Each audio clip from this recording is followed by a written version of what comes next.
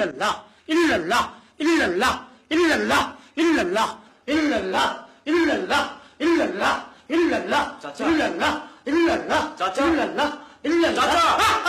তুমি আমার জজবা ইশক নষ্ট করে দিলা। আপনি মানুষের ঘুম ডিস্টার্ব করে এত রাতে কি করছেন এসব? কি কি কইতেছ তুমি? আমার এই জিকিরে তুমি ডিস্টার্ব করতেছ? হ্যাঁ। আপনি কি জানেন আল্লাহ কোরআনের জিকির সম্পর্কে কি বলেছেন? কি কইছে? কিভাবে জিকির করতে বলেছেন শুনুন।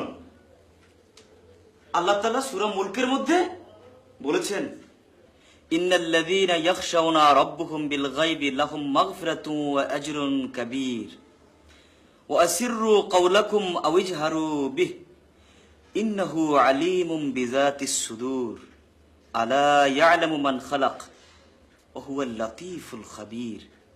ইরশাদ হচ্ছে, যাহারা নিজেদের অদেখা রবকে ভয় করে নিশ্চয়ই তাদের জন্য আছে ক্ষমা ও অতি বড় শুভ ফল।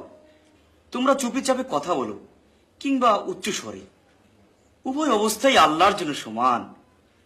কি কইলা? আমরা জোরে ডাকি আর আস্তেই ডাকি, দুটাই আল্লাহর কাছে সমান?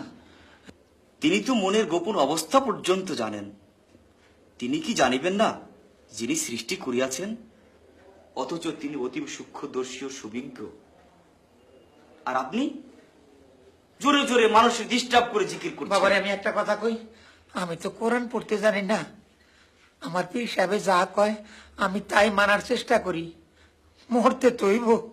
চাচা, আপনার পীরের কথা যদি আল্লাহর কোরআনের পরিপন্থী হয় তাহলেও কি আপনি মেনে নিবেন?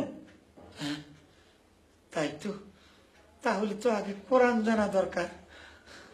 চাচা, কোরআন পড়া, কোরআন জানা এবং কোরআন মানা প্রত্যেক মুসলমানের জন্যই ফরজ।